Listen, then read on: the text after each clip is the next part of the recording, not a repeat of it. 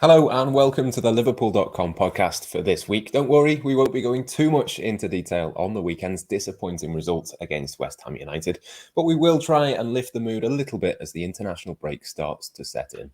I'm Matt Addison and I'm joined by Ben Bocsak and new arrival and Liverpool.com debutant Patrick Smith, and we're going to be taking a look at Liverpool's squad depth in general and also having a chat about the left-back situation with Andy Robertson and Kostas Tsimikas, one of the biggest talking points to emerge from this weekend.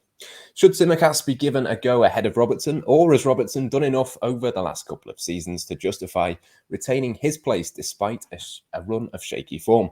Let us know your thoughts in the comments section if you're watching along on YouTube, and of course, we will discuss that in detail a little bit later on in the show.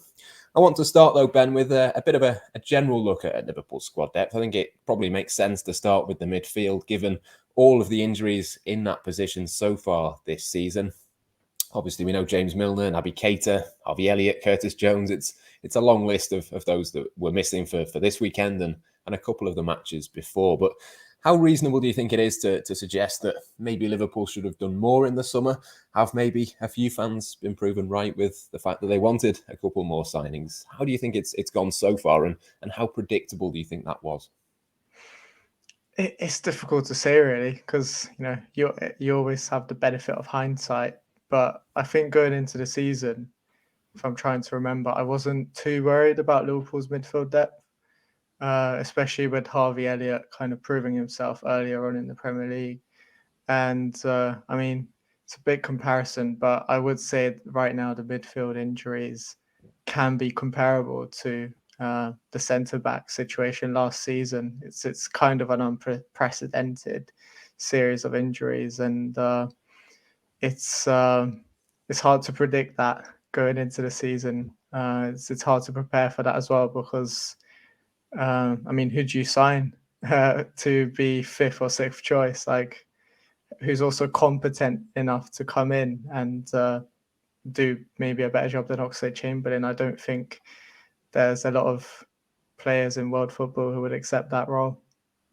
Yeah, I mean, the obvious question that people will put forward, Patrick, is around Gini Wijnaldum. Obviously, we know the numbers, we know the availability. He was averaging, I think, 51 games a season during his time with Liverpool. So is that a fair criticism, do you think? Or is it, as Ben says, maybe a little bit in hindsight, a convenient excuse or possibly just an explanation to kind of wrap into all of the things that we now know to be true?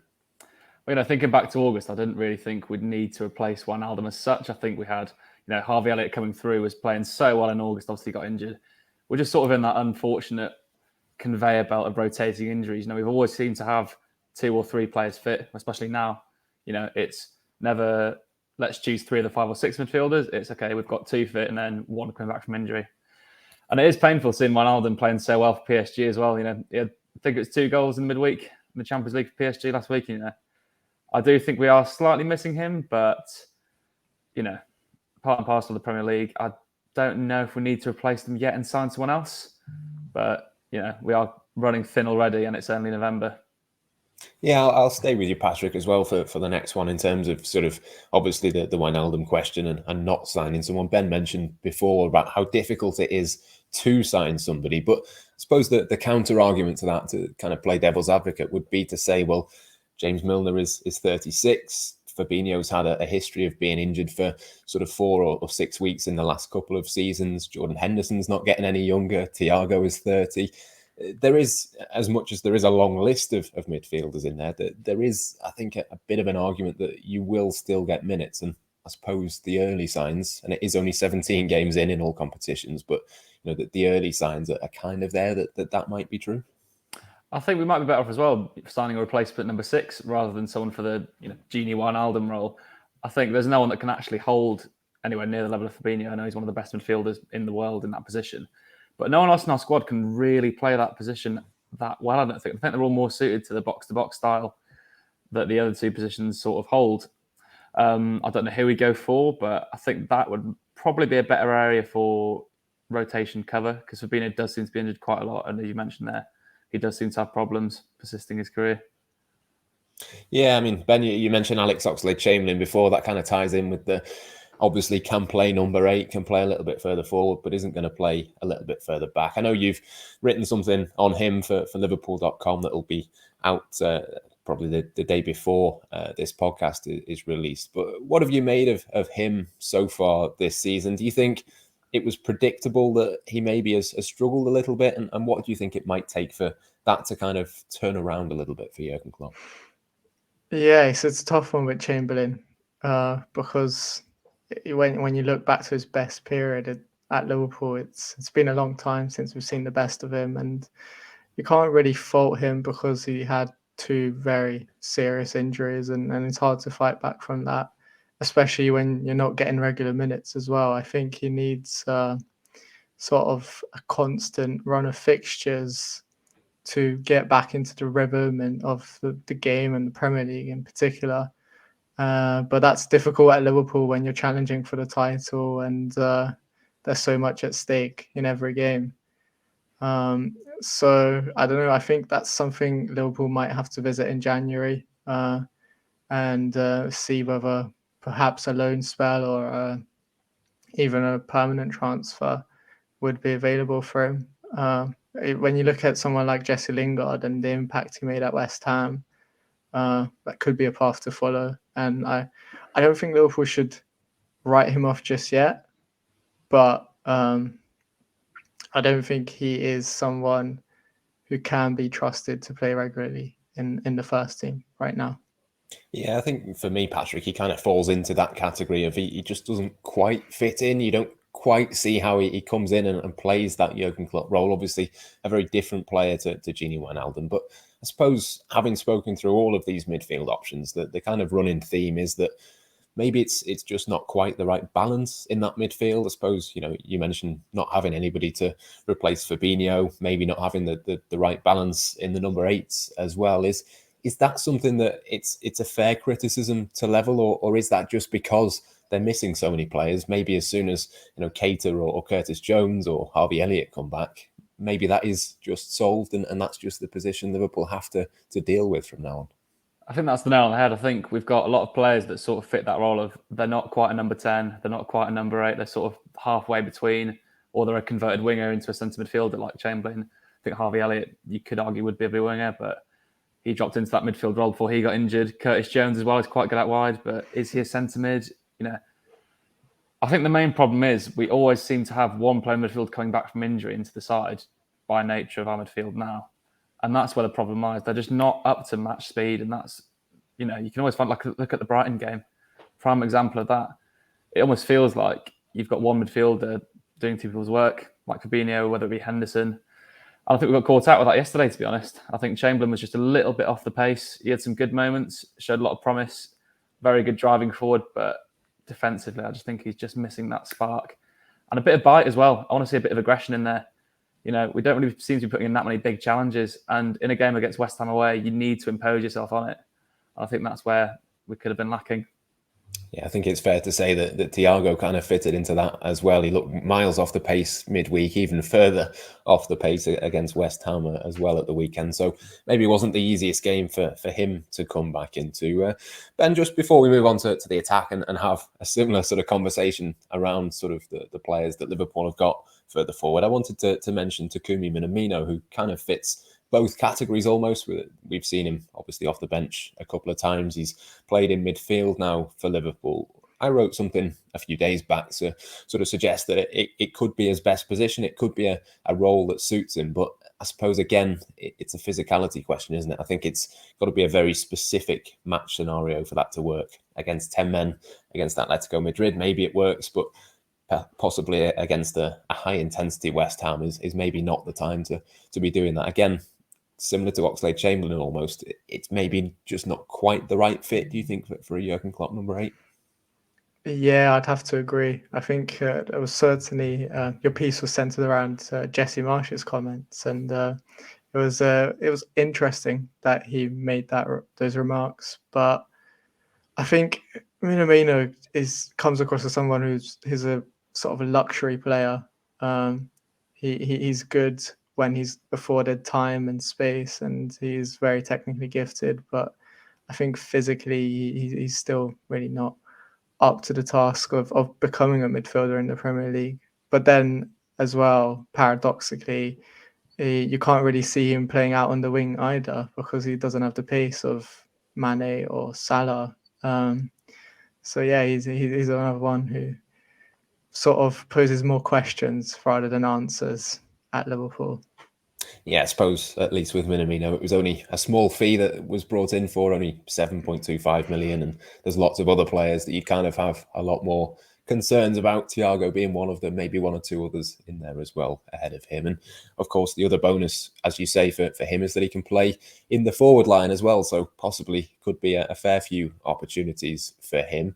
Let's move on to the attack now, Patrick. We know that obviously Roberto Firmino is injured, his second hamstring injury of the season already, which probably isn't a good sign for him. But without him, I mean, Liverpool have been there with only 3 first-choice attackers until Diogo Jota came, but it's kind of back to that position again. It does feel like they are a little bit light. Yeah, I've been having this conversation for the past 3-4 years, I think. Do we need to have another attacker? I think now is the time, to be honest. You just touched on Minamino there. I don't think he's up to speed. I can't see him cementing his place, as a backup for the front three. I've been saying for a long time, with the quality of our fullbacks, I think a target man would be fantastic in our front three as a backup option, especially when we're in December, January with lots of games. I think we've got Leeds on Boxing Day, and then there's about 5 games in that period. It's ridiculous. With the amount of crosses and quality we have putting into the box, why not go for a target man as a different option? There are games where we struggle, and set piece wise, showed again yesterday. We've been getting dominated on set pieces recently, and I think it's something we should give a go. Yeah, certainly something worth thinking about. I know there was some reports, I think, from Spain that Liverpool are interested in Edinson Cavani over the summer. Now, I doubt very much that was the case. Obviously, he signed an extension with Manchester United, but it is interesting, isn't it, Ben, to sort of think about a slightly different option, something that Liverpool don't have. Obviously, Diogo Jota is in a similar-ish mould to Firmino when he plays through the middle, but what do you think? Having another wild card option through the middle, it probably wouldn't be the worst idea, would it? Yeah, I agree, especially with AFCON coming up, and Liverpool are going to be. We don't know how many games yet, but they are going to be without Salah and Mane, and they will be needing to think of perhaps a different system without those 2 players in attack. And it's interesting that you mentioned Cavani, because I'm writing a piece for .com at the moment on Darwin Núñez, who's quite a tall player, and but he's also someone who could be a target man, but he's also good on the ball. He's got the pace, and I'm looking at his data in terms of pressures made in the final third in the Champions League this season, and it's looking good in comparison to the likes of Firmino and Jota. And yeah, I think he's one who it has been likened to both Cavani and Suarez in Uruguay, and one to explore potentially. He's in good form as well. Yeah, absolutely. Again, that piece will be out on the website by the time people are listening to this. So do go and check that out from Ben. And I'll stay with you as well, Ben, because you've been writing a little bit about Divock Origi as well, obviously, with the goal that he scored. He's scored a couple of nice finishes of late. Is it enough, though, do you think, to make him a genuine option? Or is he just one of those that he's always going to be, we'll just throw him on if we need him to for the last few minutes of a game? Well, I think right now it's Liverpool don't really have another option, so he has to be the wildcard option. And in all fairness to him, he's not doing badly. I mean, granted, most of his goal contributions have come in the League Cup, but that goal against West Ham and the quality of his finishes have been impressive, and that's something we haven't seen of Origi in the last year at least, for sure. I mean, the goal against West Ham was his first in the Premier League since the summer of 2020. And he up until he scored against Norwich in the League Cup, he hadn't scored for almost a year. Yeah. Sorry, go on. Yeah, so for me, it's a hard one, because I don't think he'll ever be a long-term option at Liverpool. But right now with Firmino's injury, I think it is something to explore, to see. He can be a target man potentially. He is different the way he plays. He does like to play with the last line of defence, unlike Firmino and Jota, who drift back and progress the ball and contribute in the build-up play. So maybe it is something to sort of trial to see if a target man would work, and then potentially target a target man in January. I think it's really interesting as well, Patrick, because we kind of think of Jurgen Klopp's typical number 9 being Roberto Firmino, but of course at Borussia Dortmund that wasn't the case earlier in his career. He had Robert Lewandowski, who can sort of do that sort of target man role. Obviously he's a lot more than that these days as well, but it's not always been as kind of floating number 9, a false number 9. It has been that he's done that kind of thing as well. And even early on at Liverpool, he played a 4-2-3-1 with Divock Origi through the middle. So it's not something that we should rule out at the very least. I definitely wouldn't say no to a return to that 4-2-3-1, I think, especially with the midfield problems. And not only the shortage of midfielders due to injury, I think, as I touched on, a lot of them are sort of that 8/10 position, neither here nor there, who could, be bumped up into that number 10 role in that formation.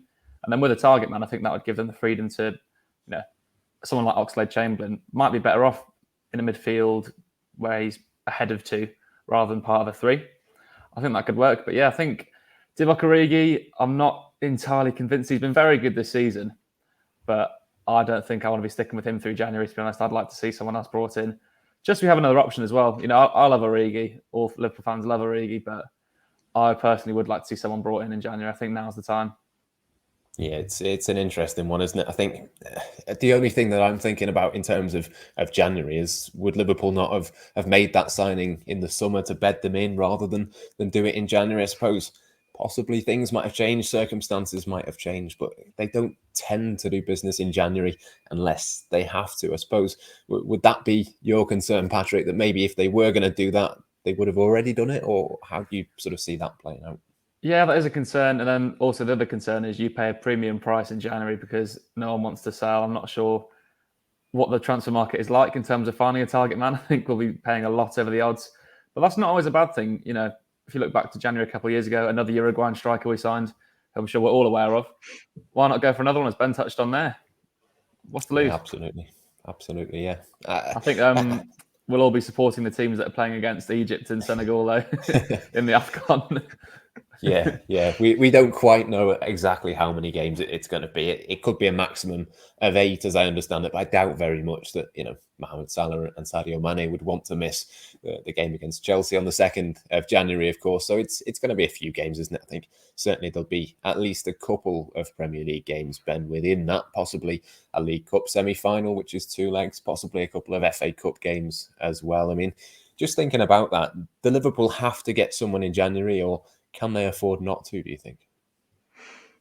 I mean, it will be risky, but like you said, it would also be risky to expect someone to come in straight away. If you look at those games in January, it's going to be early January that Salah and Mane will be missing for. So you're expecting a player to adjust and get things running straight away, which is a big pressure for a player who's going to be settling into a new system and potentially a new life if it's Darwin Núñez, because he's going to be moving to England, and all that. So it is difficult to expect someone to just quickly turn everything around and make us forget that Salah and Mane existed. Liverpool may just have to, come up with alternative solutions, and Origi might be the player that will be looked on as someone who will need to replace those Salah and Mane. I think on that, Ben, as well, I think going for someone maybe more experienced wouldn't be a bad idea. Not to sign him as per se, but someone like Olivier Giroud, who's old, has played in the Premier League, got the experience, and can play in that target man position, might be the way forward. Because it would be very daunting, because I think we're going to be in a pretty rough place then. And with the crowd on your back as a new signing as Liverpool's number 9, or not number 9, but, third choice by number 9, that could be very difficult. Yeah, I think it might be important as well. Obviously, we don't know the injury situation with Firmino. I'm sure he'll be back before then, but there's still plenty of time for others to pick up little knocks and things like that as well. So potentially it could be something that Liverpool do look at. But We've talked about the midfield and the attack then, and I suppose that leads into the kind of point of this conversation. I mentioned it at the top of the podcast about a very much quality-filled position at left-back for Liverpool, with obviously both Andy Robertson as first choice and Kostas Tsimikas as backup as well.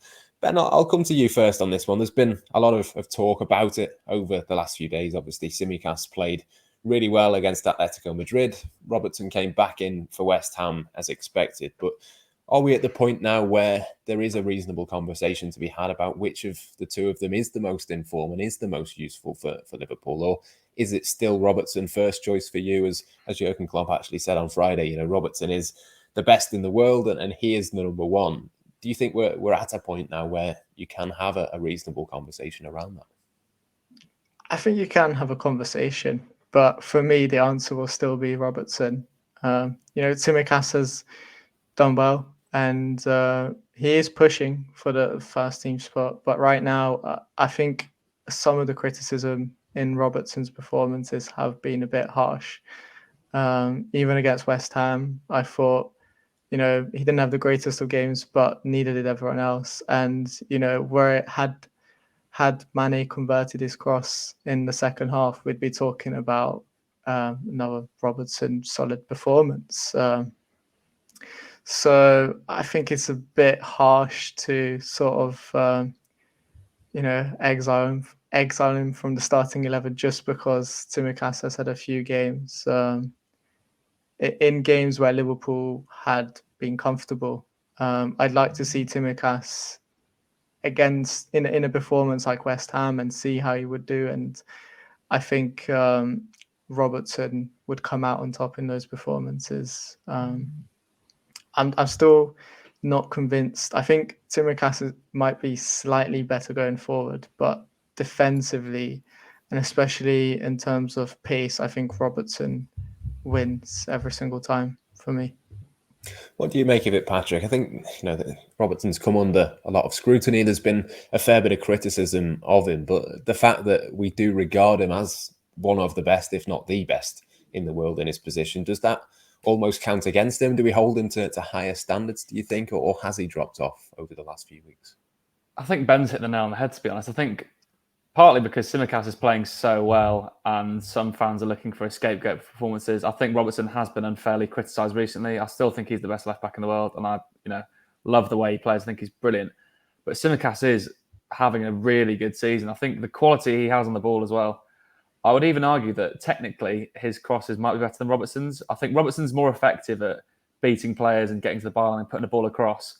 But Tsimikas' quality in his delivery is really good. And I think that would work better against the low block. I think the past two games of the Premier League as well, we've seen Robertson play against West Ham and Brighton, who brought the game to us and, really pressed us, really put the game on us. And I think that sort of left Robertson a bit of an exposed position with the midfield crisis as well. And then Tsimikas has obviously played against Atletico, who just dropped back and he had plenty of time on the ball to showcase his ability. But I'm torn. I don't know. I'd like to see Tsimikas get more game time, but I still think Robertson is the man. If you're looking ahead to the next game against Arsenal, I think I still would go with Robertson. Yeah, I suppose it'll depend slightly on the international break and how many minutes each of them play then as well. But I suppose Arsenal is a pretty decent test of it, isn't it? And you've both mentioned it there in terms of wanting to see what Tsimikas can do when he's coming up against a better side. I mean, you'd presume he'd be up against Bukayo Saka on that side of the pitch, for example, against Arsenal. Is it almost time that we kind of put it to the test, give it a bit of a trial in a game like this, and maybe that'll almost help Andy Robertson if Tsimikas comes in and maybe doesn't play as well as what everyone's expecting. Maybe then that balance tips back in favour of the Scotland captain. Yeah, and let's not forget Tsimikas has history against Arsenal. He was part of the Olympiacos team that knocked them out of the Europa League, and I think that those performances first caught Liverpool's attention, or they might have had him on their radar before, but that definitely brought him to the forefront. So I would be interested to trial him out against Arsenal, given the fact as well that he's played them not too far in the distant past. It would just... it's a tough one because, again, Robertson is the more experienced one. And given that Arsenal are only 2 points behind Liverpool, you'd be tempted to put him in, though, just because Bukayo Saka's pace. And like I said, I'm not entirely convinced that Tsimikas has the pace to go up against players of Saka and just any fast winger in the Premier League. I don't know how well he would have done against Jared Bowen as well, who is an extremely rapid winger. And it's a tough one to experiment on players given the magnitude of the game that week. Like against Arsenal, he might Tsimikas, like Patrick mentioned, against the low block, is probably his best suited to. But teams that go full throttle, it's a tough one. I'm torn. I can't really decide.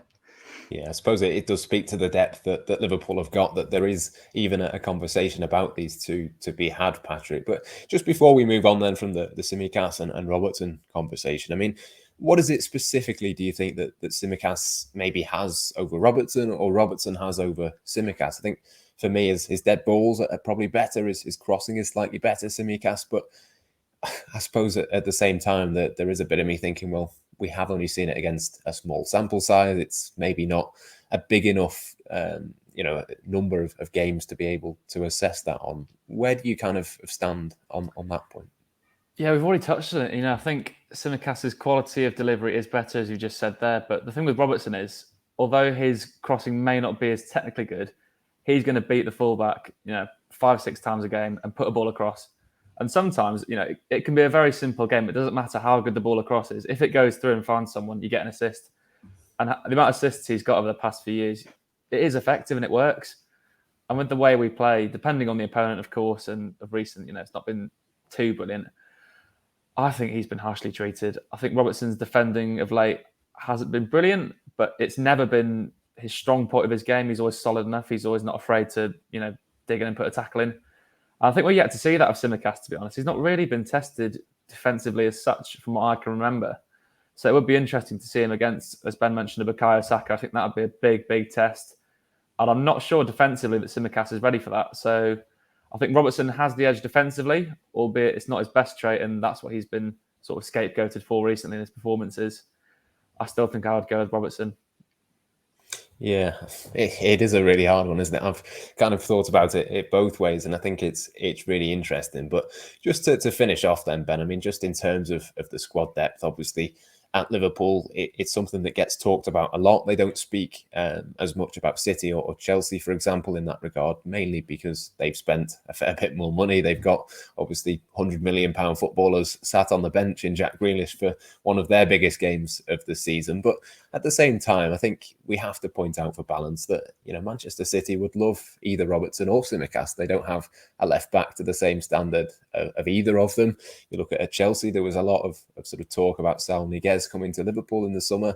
Obviously goes to Chelsea in the end, and we haven't really seen him. So I suppose, do we get caught up a little bit in the Liverpool bubble of squad depth? Is it maybe just probably not as good as the other teams, but maybe not as bad as we think? Do you think that's a fair way of putting it?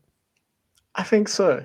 I think, obviously, as fans, we would like to make a few additions, and there are definitely holes to fill in the squad. There's no questions about it. I think particularly at right back, like holding midfielder, like Patrick said. But it's also not as bad as some of the other squads. And Liverpool are not alone in struggling with squad depth. Look at Chelsea, for example, who are leading the Premier League title. They've had to play Kai Havertz as a sort of makeshift number 9 in their last few games, with both Lukaku and Werner injured. So I think Liverpool are not alone in struggling with squad depth, but just purely based on how many games there are around this time of the season, there's always going to be injuries. I mean, I think the reason why this conversation gets brought up a lot is because Liverpool haven't really spent anything. But it must be noted that you can't just spend for spending's sake. Like when Chelsea brought in Sal Niguez, did they really need Sal? I don't think so. I think they probably could have spent that money better elsewhere. So I think Liverpool have to be smart in their spending as well and make sure they bring in players of the right profile. And I don't think that was the case in the summer. I don't think there were anyone who was available and who they could have gotten for the right price and who could have improved the squad. Yeah, absolutely. It's a really difficult balance, isn't it? But fingers crossed, Liverpool have got it right. I'm sure it won't be the last time we have a similar sort of conversation on this podcast. But I think for today, that will just about do us. Thanks a lot for joining us once again, for you both and for you at home as well, for listening as well. We've got plenty more content to come over the international break to keep you informed and entertained as much as possible before Liverpool take on Arsenal at Anfield. Make sure you're checking out the great stuff on the Liverpool.com website as well. Plenty of interesting content on there, much more than what we've talked about as well throughout the podcast. Even Gerrard being linked with a move to Aston Villa. Would that be a good move? I'm sure Ben's piece will answer that question. Until next time, though, here on the Liverpool.com podcast, thanks for watching, and it's goodbye for now.